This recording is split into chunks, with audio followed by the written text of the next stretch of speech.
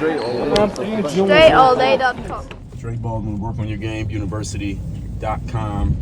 Have you ever found yourself stuck in a scarcity mindset, scarcity thinking?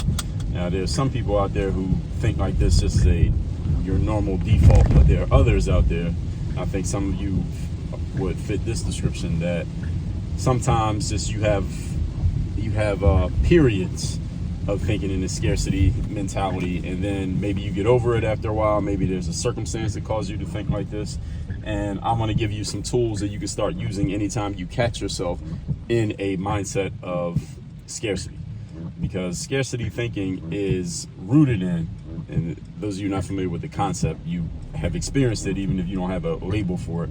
You have scarcity thinking, you have abundance thinking. So scarcity thinking is just the thinking as if anything that you use or do or consume right now, it can and will never be replaced. It's an illogical way of thinking, and it makes sense that it's illogical because scarcity thinking is rooted in emotions. It is not rooted in logic. It's not rooted in rational thinking. It's rooted in emotions.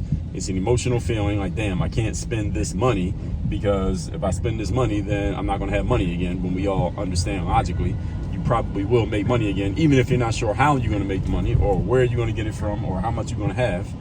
You still know on a logical level, somehow, some way, you will at some point in your life make a dollar again, even though you may be spending a bunch of your dollars right now, whatever a bunch may be for you. And abundance thinking, on the other hand, is the mentality, which is also rooted in emotion, that anything that you use right now, it's okay, even if you're using a significant amount of what you have, because you understand that it can be replaced, and the concept is there's more where that came from. And I heard a guy named Michael Hyatt, who some of you may be familiar with. Michael Hyatt is a guy who's I guess you would call him, he's in a similar lane to myself, writing, speaking, coaching, etc.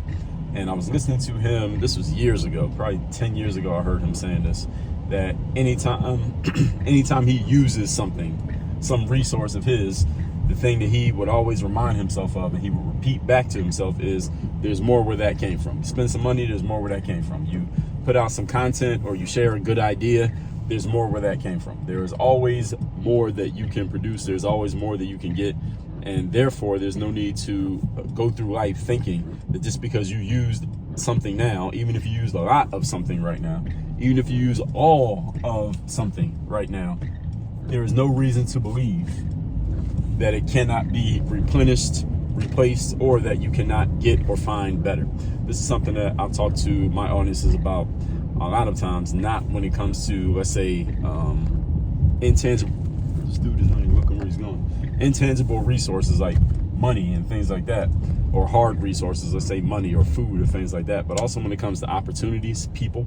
Some of you may be holding on to jobs or holding on to relationships out of fear, something that you don't want, a job or a relationship that you don't want, out of fear that if you let go of this, you won't find better, that you cannot replace this with something better than what you currently have, because again, that's a scarcity mindset. Let me keep this job even though I don't like the job, even though it's underpaying me, even though I believe I am worth a better job and being around better coworkers, but I'm going to hold on to it because I'm not sure I'll be able to replace it.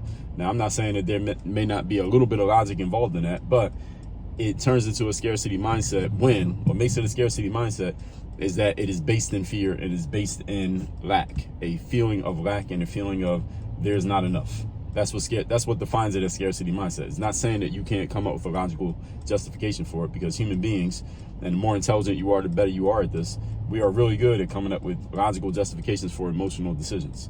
Doesn't matter what the emotional decision is. Someone can make a decision that is completely ridiculous, but they will come up with a logical justification for it. Other people do it. You have done it. I have done it. We've all done it. Even if it makes no sense, we can still come up with a justification for it, because we're the easiest person to fool. I always remember that. Easiest person to deceive is yourself, because we can tell ourselves lies all day, every day.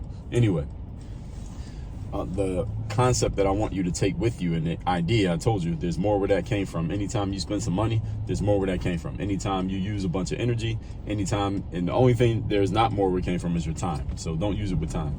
And that's why you got to be very urgent and decisive and cognizant of how you're using your time. But everything else is replenishable, replaceable, and again, as I said, indeed, there is more where that came from. Just because you used it now does not mean you can't use more later, does not mean you can't get more, does not mean you cannot replenish or replace that thing. And if you can adopt this mindset and adopt it as literally a mindset, that's what mindset means, setting of your mind, rather than just thinking about it randomly, then what will happen is you'll find yourself using more of your resources to move yourself forward, to get more of what you want now instead of putting it off until later. And we all understand that when we say we're putting something off till later, usually that means it's never going to occur. Most of the time when someone tells me they're going to do something later, they never do it. Because what they're doing is just they're giving themselves time and saying, well, I'll put off making this decision or taking this action. The problem is they never get around to actually making a decision or actually taking the action. It's adding time to a situation so that they don't have to make a decision, so they don't have to move forward, often with the mentality of, again, scarcity. I don't have the money. I don't want to part with this money. I have it, but I don't want to part with this money. I don't want to part with these resources, again, out of a fearful mentality.